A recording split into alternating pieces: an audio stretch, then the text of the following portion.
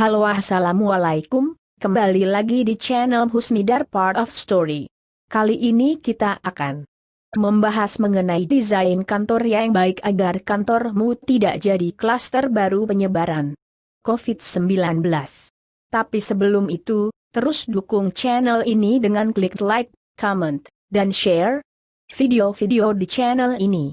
Bagi yang belum subscribe, silakan subscribe dan nyalakan tombol loncengnya. Terima kasih. Perkantoran kini menjadi klaster baru penyebaran COVID-19. Seperti yang banyak diberitakan. Lalu bagaimana desain kantor yang baik agar kantormu tidak menjadi klaster baru? Mari simak penjelasan langsung dari pakarnya. Nah, bagaimana desainnya tadi? Desain supaya kita terhindar dari virus tadi ya. Nah, ini workstation diambil dari PUPR waktu itu sosialisasi. Jadi pengaturan tempat duduk berjarak 1 meter per area kerja. Satu orang wajib memiliki satu komputer dan tidak boleh bergantian. Ya, setiap meja kerja atau kubikel perlu sekat 160 untuk melindungi staf dari cipratan dopret. Jadi ditambah akrilik. Kalau ruang kerjanya sepanjang ini, berarti untuk new normal perusahaan harus menambah akrilik ya di situ. Sebelumnya kan ruang kerja itu sekarang kayak kafe ya dibikin, nah, tapi sekarang karena pandemi balik lagi ke kubikel. Kalau zaman dulu kan kubikelnya itu tinggi-tinggi ya. Nah, baik sesuai dengan perkembangan zaman, sekarang kubikelnya tidak tinggi lagi. Nah, tapi semenjak pandemi ini mau nggak mau kita harus menambah. Jadi berdasarkan peraturan PUPR ini dia sekatnya 160. Jarak antara kubikel itu 1,2 meter. 1,2 meter, jadi orang kalau berlalu lalang di tengahnya. Nah, ini workstation tempat kerja. Untuk barang pribadi dan pekerjaan di meja kerja tidak diperkenankan ditinggal. Maka diperlukan loker untuk masing-masing staf dengan tetap mementingkan jarak. Nah, harus ada lokernya, jadi tidak boleh meletakkan barang sembarangan ya. Untuk printer itu terpusat di satu daerah khusus, harus bisa diakses oleh semua komputer tanpa harus menyentuh. Jadi sudah model yang WiFi ya. Nah, itu harusnya begitu dan diberi penyekat antara ketinggian sekat pembatas minimal 1,8 meter. Jadi supaya tidak ada yang menyentuh, kita gunakan printer yang WiFi. Ini contoh partisi pemisah antara dua jalur. Jadi jalur A, jalur B, ada tengahnya partisi. Nah, partisi ini bisa kita gunakan untuk menyimpan barang-barang pribadi di sini.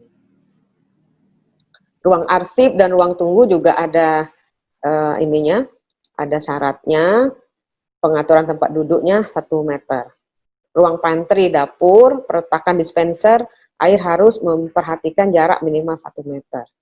Ya. Hanya tersedia dispenser air dengan pedal. Tiap subdit atau ruangan untuk peralatan makan minum membawa masing-masing dari rumah. Jadi tidak boleh lagi makan sendok, garpu, piring itu kita dicuci di ruang kerja. Jadi harus kita bawa dari rumah. Atau bisa juga sudah makan kita cuci sendiri, kita simpan di tempat penyimpanan pribadi kita. Peralatan minum disediakan untuk tamu, tetapi dalam jumlah yang tidak banyak. Terus sistem sirkulasi udara, menjaga kualitas udara tempat kerja dengan mengoptimalkan sirkulasi udara dan sinar masuk ruangan kerja, serta dilakukan pembersihan filter AC secara berkala. Jadi kalau di tempat kerja itu harus rutin ya, biasanya ada pencatatannya. Nah, karena sudah pandemi ini harus lebih dirutinkan lagi supaya mengoptimalkan sirkulasi udara dan sinar matahari. Ya, sinar matahari kita lihat kalau pagi boleh dibuka dulu biar sinar mataharinya masuk, jadi kuman-kumannya bisa mati. Ya. Elevator terdapat tanda lokasi dan arah berdiri ya. Tombol lift juga tidak boleh disentuh langsung. Dengan menyediakan alat sekali pakai untuk menekan tombol berupa tusuk gigi ataupun benda lain disiapkan. bisa juga dengan siku tangan. Nah, kita juga harus ada hygiene station di ruangan kerja. Letakkan hygiene station itu dengan sistem pedal. Harus disediakan baik per lantai, pintu masuk, lift, peruangan, area strategis. Kalau sekarang masih ditekan ya. Nah, seharusnya itu tidak boleh pakai pedal atau dia yang otomatis. Itu yang di mall-mall sudah ada yang otomatis. Peletakan tempat cuci tangan dengan sistem pedal juga pada area pintu masuk gedung di lokasi yang strategis namun tidak mengganggu sirkulasi pejalan kaki.